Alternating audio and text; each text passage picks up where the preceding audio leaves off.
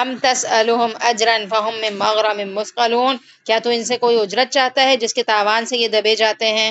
یہ بات سمجھ آ رہی ہے آپ کو کہ کیا آپ صلی اللہ علیہ وسلم یہ کہہ رہے تھے کہ تم میرے دین کو فالو کر لو، میرے راستے پر آ جاؤ، تو کیا نعوذ باللہ آپ صلی اللہ علیہ وسلم ان سے کوئی مال کا مطالبہ کرتے تھے کہ وہ مال نہ دے سکتے ہو آپ صلی اللہ علیہ وسلم کو، اس لیے دین کی طرف نہیں آ رہے ہو؟ کیا ایسا تھا؟ ہرگز نہیں، آپ صلی اللہ علیہ وسلم تو بے لوث اللہ کی طرف بلا رہے تھے، اور اس بلانے میں کوئی بھی اجر کچھ بھی نہیں مانگ رہے تھے۔ تو اس میں دو چیزیں سمجھ آتی ہیں، ایک تو یہ کہ جو دین کی طرف بلانے والا ہے وہ بے لوث ہو کر کام کرے، ٹھیک ہے، اور دین کی طرف ہی بلانا نیکی نہیں ہے، دنیا میں بہت ساری نیکیاں شامل ہے، کسی کی خدمت ہے اور بہت ساری چیزیں ہیں جو ہم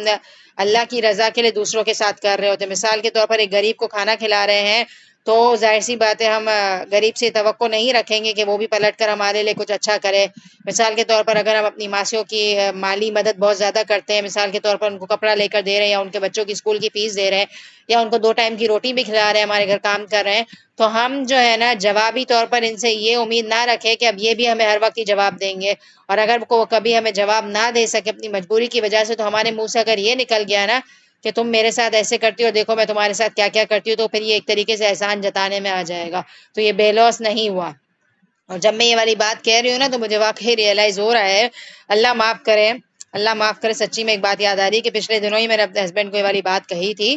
کہ دیکھو میں اس کا اتنا کرتی ہوں اور یہ اس طرح سے کام کر کے جا رہی ہے، میرے منہ سے نکلی تھی یہ والی بات، اور شاید آپ لوگوں کو کہتے ہی مجھے یاد آئی اور بعد میں بھی یاد آئی تھی کہ ہمارے منہ سے یہ باتیں نکل جاتی ہیں جو اس بات کا ثبوت ہوتی ہیں کہ ہم شاید اللہ کے لیے نہیں کر رہے۔ یقین مانے ہے نا ایسا؟ مجھے یاد ہے کل ہی میں نے کہہ دیا تھا، کل میرے ہسبینڈ گھر میں تھے نا، وہ ماسی بھاگنے کے چکروں میں تھی، تو میں نے روم میں آتے ہی کہہ دیا تھا کہ وہ بھگاتی ہے کام، حالانکہ میں اس کا اتنا دھیان رکھتی ہوں، میں نے کہا تھا۔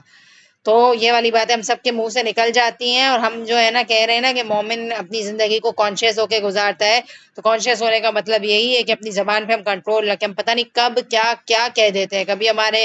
زبان کے لکھے ہوئے الفاظ اور بولے ہوئے الفاظ ہمیں واپس ریپلے کر دیے جائیں نا، تو ہم سب سے زیادہ شرمندہ اپنی زبان کے چلانے پر ہی ہوں گے، کیونکہ زبان بہت چلاتے ہیں ہم، اور اتنی غلط باتیں کرتے ہیں کہ مشکل سے تو نیکیاں کرتے ہیں تھوڑی بہت وہ بھی دھو دیتے ہیں۔ اب مشکل سے اب ایک آدھ دفعہ ماسی کو کھانا دے دیا یا ایک آدھ سوٹ لے کے دے دیا، اس سینٹینس سے سارا کباڑا کر دیا نا، تو بری بات ہے، اللہ مجھے معاف کر دے، میں شرمندہ ہوں اپنے سینٹینس پہ، اور آئندہ انشاءاللہ کانشیس ہوں گی، اور میں نے مثال دینے کے لیے آپ لوگ کو یہ والی بات بتائی تھی کہ ہمارے منہ سے یہ باتیں نکلتی ہیں، نہیں کرنا ہوگا ہمیں۔ تو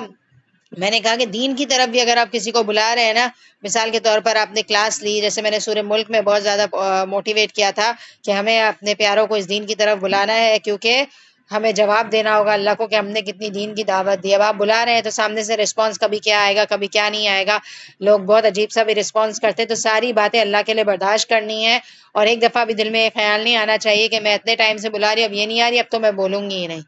تو اگر آپ یہ جو سینٹینس کہہ دیتے ہیں نا کہ میں کروں گی نہیں، تو اس میں یہ سمجھ آ جاتا ہے کہ آپ اپنے لیے کر رہے تھے، آپ کی ذات کو تکلیف پہنچی نا تو آپ نے کام چھوڑ دیا۔ جو انسان بے غرض ہو کر کام کرتا ہے نا تو وہ ایسی باتیں نہیں کرتا۔ مثال کے طور پر اپنے گھر میں ماں باپ ہیں، ماں باپ تو چلے ایک بہت ہی پیارا رشتہ ہوتا ہے، انسان کر ہی رہا ہوتا ہے، جیسے ہمارا بچوں سے ریلیشن ہوتا ہے نا کہ بچوں کے لیے بہت کچھ کرتے ہیں، ہم کوئی صلہ نہیں چاہ رہے ہوتے، اسی طرح ماں باپ کے لیے بھی کرتے، صلہ نہیں چاہ رہے ہوتے، لیکن دوسرے رشتے ساس سسر ہیں مثال کے طور پر یا سارے سسرالی رشتے، ان کی کوئی خدمت کرتے ہیں تو جوابی رویے کی امید رکھتے ہیں ہم کہ وہ بھی ہمارے ساتھ اچھا کریں، اور اگر وہ اچھا نہ کریں، کوئی غلطی ہو جائے ان سے، تو پھر ہم کیا کرتے ہیں، نیت کر لیتے کہ آج کے بعد مجھے بھی نہیں کرنی خدمت، اللہ معاف کرے، ایسے کرتے ہیں نا ہم، تو پھر ہم اللہ کے لیے کچھ نہیں کر رہے۔ واقعی قیامت کے دن جب ہم اللہ تعالیٰ میں نیکیاں دینے بیٹھیں گے نا کہ تم نے میرے لیے کیا کیا کیا ہے، تو بہت کم چیزیں سامنے آئیں گی، ہم کہیں گے اللہ بہت کچھ تو کیا ہے، تو اللہ تعالیٰ بتا دیں گے کہ یہ کرنے کے بعد تم نے یہ کر دیا تو یہ گیا، یہ کرنے کے بعد تم نے یوں جتا دیا تو یہ بھی نیکی میں نے نہیں لکھی، یہ کرنے کے بعد تم نے یوں ضائع کر دیا تو یہ بھی میں نے نہیں لکھی، ہاں 2 3 تھیں جو تم نے بڑی مشکل سے کی، اور اللہ کا شکر تم وہ حفاظت کر کے میرے پاس لے آئے ہو۔ جو ہماری ندا بازی ہوا کرتی تھی نا کلاس میں، کبریٰ آنٹی بہت اچھے طریقے سے جانتی ہیں ان کو، وہ اللہ معاف کرے کبھی کبھی کہتی تھیں، اللہ ان کی بہترین مغفرت فرمائے، ہم سب جانتے ہیں کہ ان کی ڈیتھ ہو گئی ہے، تو بڑی نیک انسان تھی ماشاءاللہ، اللہ ان کے ساتھ بہت بہترین معاملہ فرمائے، ہمیشہ یاد آتی ہے، بہت پیاری ساتھی تھی میری، بہت دل ملا ہوا تھا میرا ان کے ساتھ، اور ان کو قرآن نے بہت ہی زیادہ بدل کے رکھ دیا تھا۔ تو وہ یہ کہتی تھی، ان کی بات مجھے یاد ہے کہ بہت کم نیکیاں ایسی ہیں جو ہم حفاظت سے اللہ کے پاس تک پہنچا سکیں گے، کیونکہ اکثریت تو ہم یہیں ضائع کر دیتے ہیں۔ سوچیں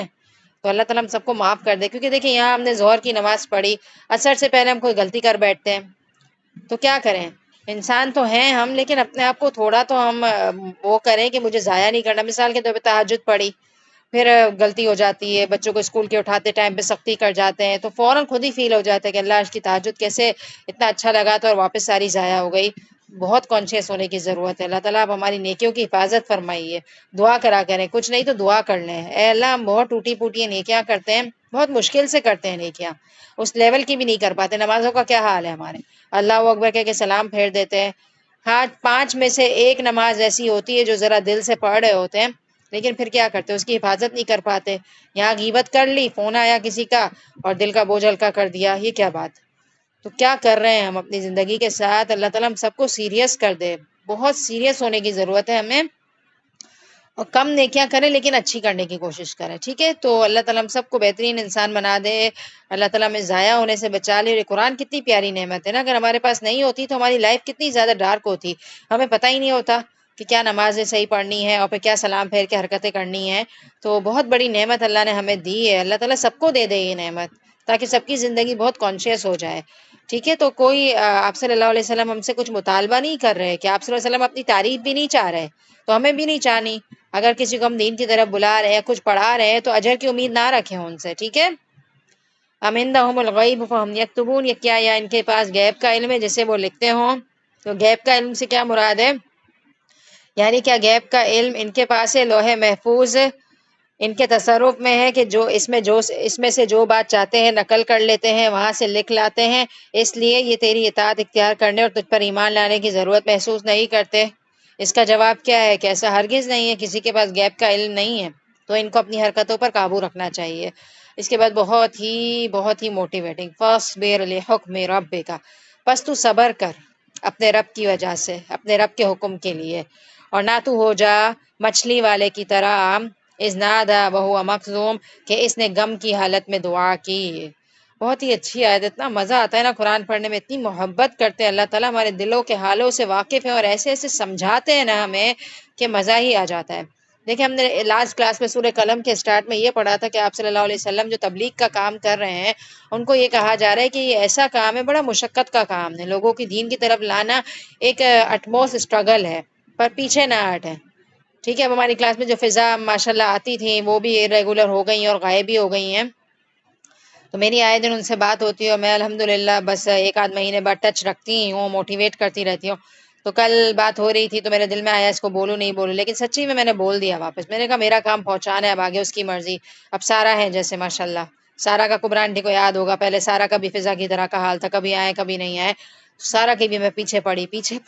پڑی اور سارا کو دیکھ کر مجھے اتنی موٹیویشن ہوتی ہے کہ اب میں ہر کسی کے پیچھے پڑ جاتی ہوں، یہ سوچ کے کہ ہو سکتا ہے سارا کی طرح کوئی چل پڑے اور میرے لیے اجر ہو جائے، سارا اپنی اولادوں میں نیکی بانٹے اور اتنا بڑا صدقہ جاریہ کا دروازہ میرے لیے کھل جائے کہ میرے لیے کیا جا رہا ہے، مجھے تو منہ سے بولنا ہی ہے نا، اور اگر سامنے سے کسی کا ریئیکشن آ بھی جاتا ہے تو سننا ہی ہے نا، کوئی جان تو نہیں لے لے گا میری. آپ صلی اللہ علیہ وسلم کی تو جان لے لی گئی تھی، جان کے در پہ ہو جاتے تھے،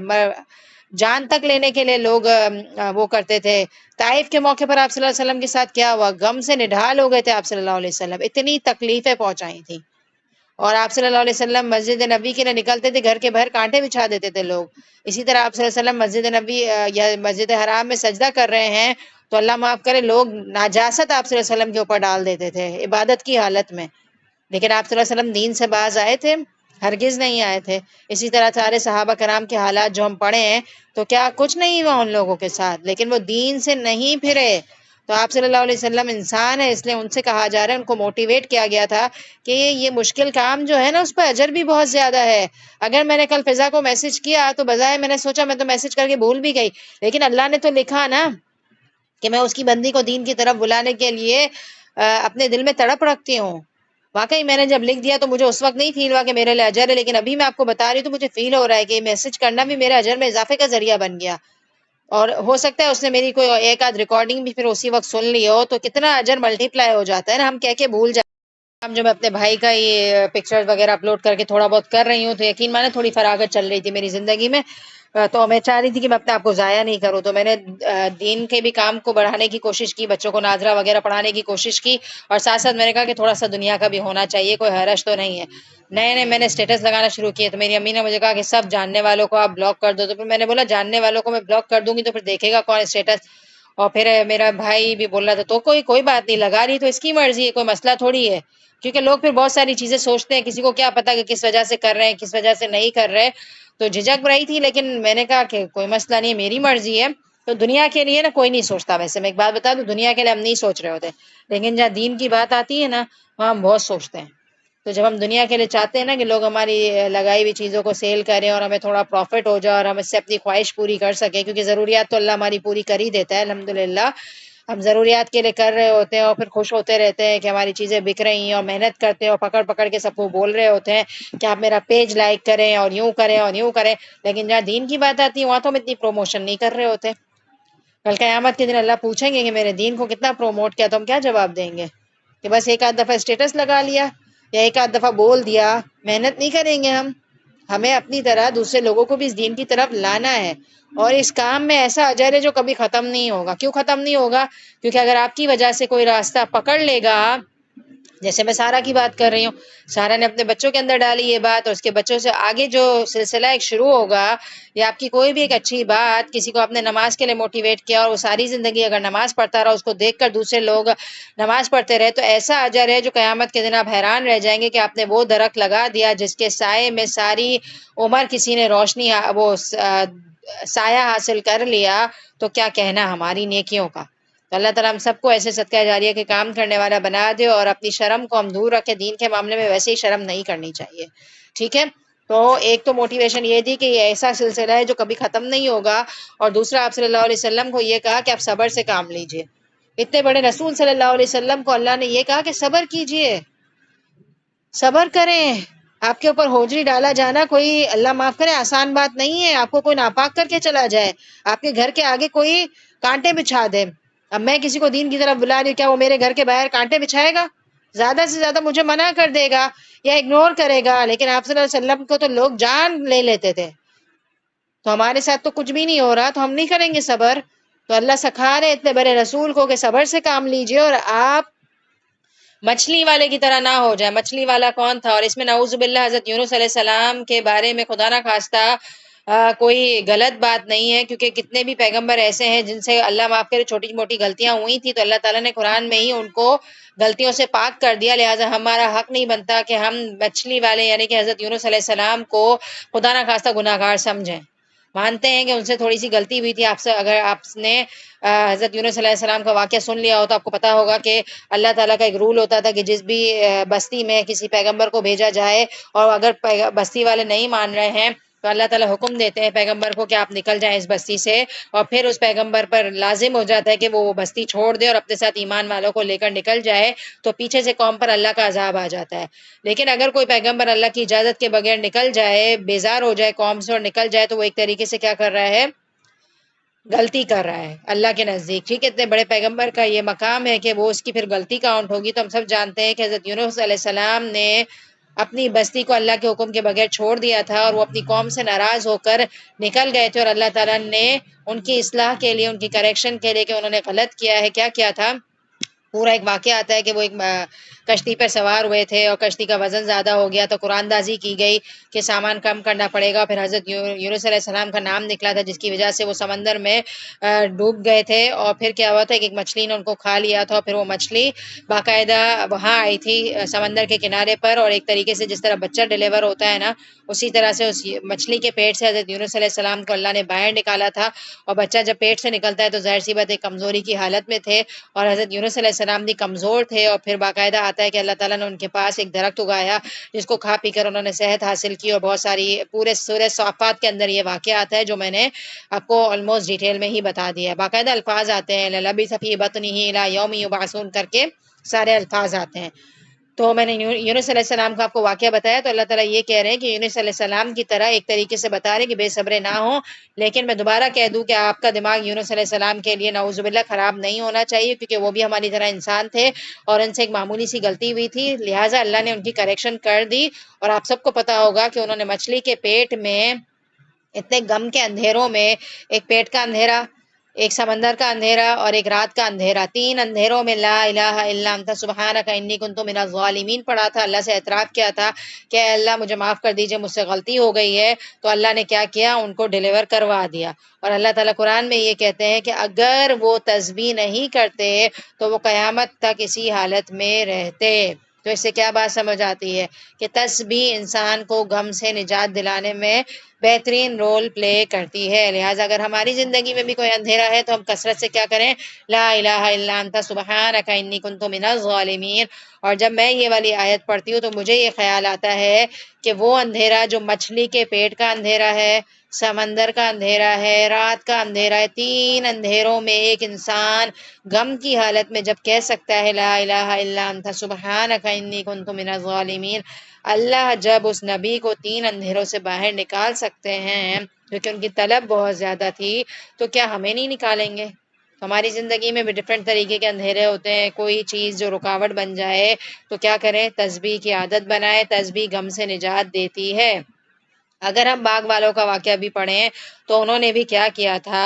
ریئلائز کر لی تھی اپنی غلطی اور کیا کہا تھا کہ وی ور ظالم، ہم رونگ تھے، اور پھر اللہ نے ان کو یہ دعا کی ان لوگوں نے کہ ہو سکتا ہے کہ ہمیں ہمارا رب اس سے بہتر باغ دے، اور اپنی غلطی کو انہوں نے ریئلائز کر لیا تھا۔ تو اگر ہم بھی اپنی غلطیاں ریئلائز کر لیں تو انشاءاللہ اللہ تعالیٰ ہمیں ڈپریشن سے نجات دے دیں گے۔ اور پھر اگلی آیت ہم دیکھتے ہیں کہ لولا ان تدارکہ نعمت من ربہ لنبذ بالعراء وہو مذموم، اگر اسے اس کے رب کی نعمت نہ پا لیتی تو یقیناً وہ برے حالوں میں چٹیل میدان میں ڈال دیا جاتا۔ ٹھیک ہے، لیکن اللہ نے کیا کیا، یعنی اللہ تعالیٰ اگر انہیں توبہ و مناجات کی توفیق نہ دیتا اور ان کی دعا قبول نہ فرماتا تو انہیں ساحل سمندر کے بجائے جہاں ان کے سائے اور خوراک کے لیے بیلدار درخت اگا دیا گیا، کسی بنجر زمین میں پھینک دیا جاتا، اور عند اللہ ان کی حیثیت بھی مذموم رہتی، جبکہ قبولیت دعا کے بعد وہ محمود ہو گئے۔ آگے جواب کہ اگر انہوں نے تسبیح نہ کی ہوتی تو وہ سایہ دار درخت جو اللہ تعالیٰ نے ان کے لیے اگایا نا، میں نے کہا نا اللہ نے ایک درخت اگایا تو اس کا نام بھی آ گیا، بیلدار درخت اگا دیا تھا اللہ نے، ان کے آگے لگا دیا تھا ان کی خوراک کے لیے۔ اگر خدا نہ خواستہ وہ تسبیح نہیں کرتے تو ان کو سمندر ایک ایسی جگہ پر پھینک دیتا جو ایسا میدان ہوتا جہاں کوئی بھی کھانا وانا نہیں ہوتا، اور ان کی حالت بہت بری ہوتی۔ اور ظاہر سی بات ہے جب انسان کھاتا پیتا نہیں ہے تو مر بھی سکتا ہے، اور پھر اللہ کے نزدیک نعوذ باللہ وہ قیامت تک مذموم رہتے۔ مذموم کیا، اللہ ان سے ناراض رہتے۔ لیکن چونکہ انہوں نے تسبیح بیان کی تو وہ اللہ کے نزدیک محمود ہو گئے، اور محمود کسے کہتے، تعریف کے قابل، تعریف کے قابل ہے نا، تبھی تو ہم ان کا ذکر پڑھ رہے ہیں اور ان کے واقعے سے لا الہ الا انت والی دعا لرن کر رہے ہیں۔ وہ انہی کی دعا تھی، یونس علیہ السلام کے دل سے نکلی ہوئی دعا تھی، کوئی پہلے سے سیکھی ہوئی نہیں تھی، یہ حضرت یونس علیہ السلام کے دل سے نکلی ہوئی دعا ہے، اور جو دل سے بات نکلتی ہے وہ اثر رکھتی ہے اور رہتی دنیا تک۔ یہ دعا ہم سب کی زبانوں پر جاری ہو گئی ہے اور ہم سب اس دعا کو بہت زیادہ پڑھتے ہیں، لہٰذا ہم اس دعا کو صحیح معنوں میں پڑھیں اور اس کا مطلب سمجھیں، اور اس کو ایک وظیفہ نہ بنا لیں کہ پورے محلے کے لوگ اکٹھے ہو جائیں اور لاکھ سوا لاکھ دفعہ آیت کریمہ کا ختم کر لیں۔ یہ نہیں کرنا، آپ گھر میں بیٹھ کر ایک دفعہ دل سے پڑھیں، آپ کی پریشانی دور ہو جائے گی۔ محلے سے آئے ہوئے لوگ آپ کی پریشانی کو دور نہیں کر سکتے، وہ آ کے صرف ٹائم پاس کرتے ہو، باتیں کرتے کرتے تسبیح کرتے ہیں۔ آپ اپنا کام خود جتنا کر سکتے ہیں نا اتنا کوئی نہیں کر سکتا۔ آپ کی پریشانی کو آپ جتنا سمجھ سکتے ہیں، آپ کا اللہ آپ کی جتنا سنے گا، باقیوں کی بھی اتنی ہی سنے گا، لہٰذا آپ کیا کریں، خود مانگیں، ٹھیک ہے۔ اسے اس کے رب نے پھر نوازا اور اسے نیکوکاروں میں کر دیا، اب تو کوئی شک کی گنجائش ہی نہیں۔ آیت نمبر 50 کیا کہتی ہے کہ اللہ نے یونس علیہ السلام کو بہت نوازا اور انہیں نیک لوگوں میں شامل کر دیا، اور قریب ہے کہ کافر اپنی تیز نگاہوں سے آپ کو پھسلا دیں جب کبھی قرآن سنتے ہیں اور کہہ دیتے ہیں کہ یہ تو ضرور دیوانہ ہے، در حقیقت یہ قرآن تو تمام جہان والوں کے لیے سراسر نصیحت ہی ہے۔